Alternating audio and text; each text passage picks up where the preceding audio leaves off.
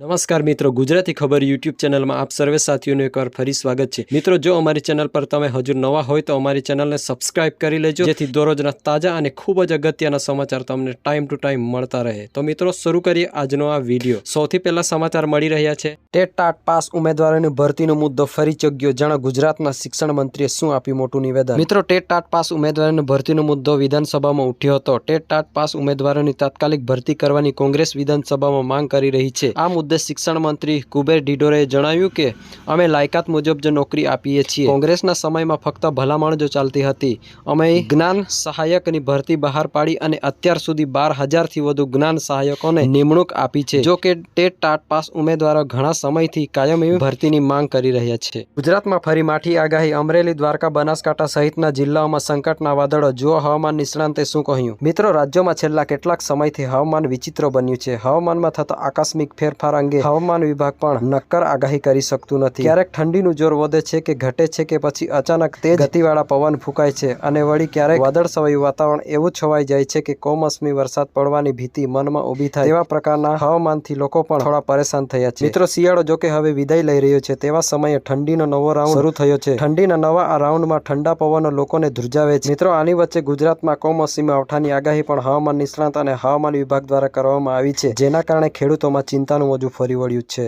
ગરમીની શરૂઆત થતાં જ ફળોનો રાજા કેરીનું બજારમાં થયું આગમન, ભાવ જાણીને થશો હેરાન। એલપીજીથી લઈને જીએસટી સુધી 1 માર્ચથી દેશમાં બદલાશે આ નિયમો, જાણો તમારા ખિસ્સા પર શું થશે અસર। મિત્રો, દર મહિનાની 1લી તારીખે એલપીજી, સીએનજી અને પીએનજીની કિંમતમાં ફેરફાર થાય છે। જો કે ગયા મહિને એલપીજી સિલિન્ડરના ભાવમાં કોઈ ફેરફાર થયો નહોતો, પરંતુ જે પ્રકારે દેશમાં મોંઘવારી વધી રહી છે, છેલ્લા થોડા દિવસોમાં ઘણી વસ્તુઓના ભાવ વધ્યા છે। એવામાં આ વાતની સંભાવના છે કે માર્ચમાં એલપીજી સિલિન્ડરના ભાવ વધી શકે છે। આમ થવા પર સામાન્ય માણસના ખિસ્સા પર બોજો વધી શકે છે। ત્યારબાદ અન્ય ફેરફારોની વાત કરવામાં આવે તો કેન્દ્ર સરકારે જીએસટી અને નિયમોમાં મોટો ફેરફાર કર્યો છે। હવે 5 કરોડ રૂપિયાની વધારેનો બિઝનેસ કરનાર વેપારી ઈ ચલણ વગર ઈ વે બિલ જનરેટ નહીં કરી શકે। આ નિયમ 1લી માર્ચથી લાગુ કરી દેવામાં આવશે।